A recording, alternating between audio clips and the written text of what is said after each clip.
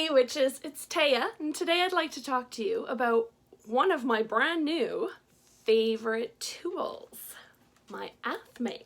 Now, I have never used an Athame in my practice. I've been, witching it up for 25 years, and I've just never really had a need for a specific tool like an Athame. If there was directing of power, cutting of cords or whatever, I just used what I had on hand. I used my hand.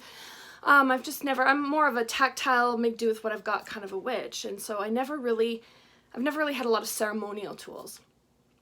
And the tradition I'm studying right now, American folkloric witchcraft, has in their tradition 3 knives, the red, the white, and the black knife. So the red knife is a sacrificial knife, a ceremonial sacrificial knife.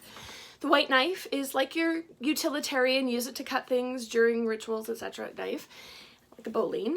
And then they have the black knife, the black-handled knife, which is an Athame. So I needed to get some knives.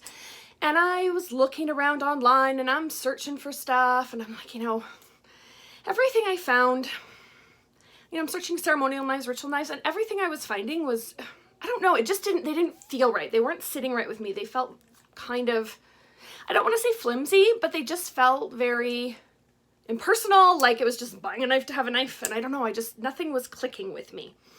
So I'm looking around, trying to find something, and I watched a video done by the woman who leads this tradition, and she did a video on her Athame, and one of her favorite Athames she has is this big, chunky, like military machete gray gunmetal monstrosity.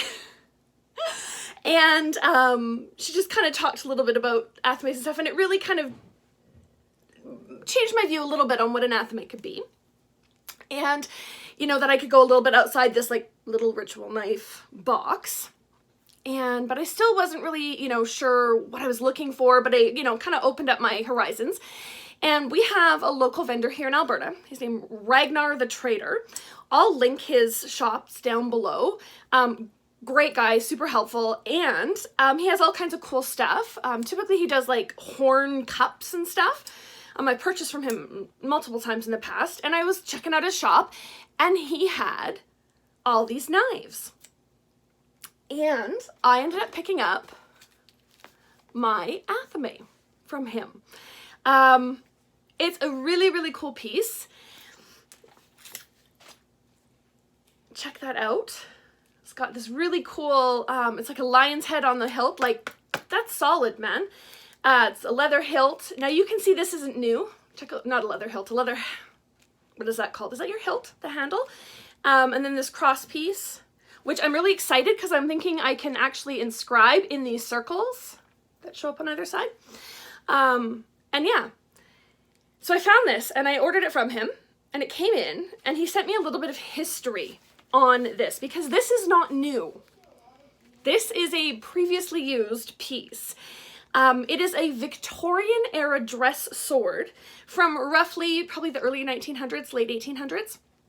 It was foreign made and may have seen service overseas. And Ragnar had purchased it as a broken sword at auction, and he reworked it into the blade that it is today. It's the coolest piece. The one thing that I really note that unfortunately you won't be able to experience is the smell.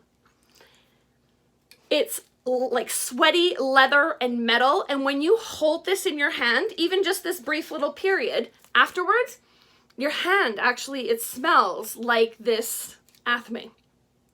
It's the coolest piece. It's got great balance. It's got heft to it. It's quite substantial feeling, and combined with its history, it really makes a unique piece that I am really excited to get to put into use in my ritual practice. So I guess all this to say, when you're looking for a piece, find something that resonates with you, right? Don't just grab the first thing you can find. It took me a good couple of months to find this baby, and I think it was well worth the effort. One thing to note, where it's a little different from a traditional Athame, is it's only sharpened on one side, like a sword, right? It's sharp on one side and blunt on the other side. So typically an Athame will be double-sided, but I think we can make an exception for this absolutely wonderful piece. Even the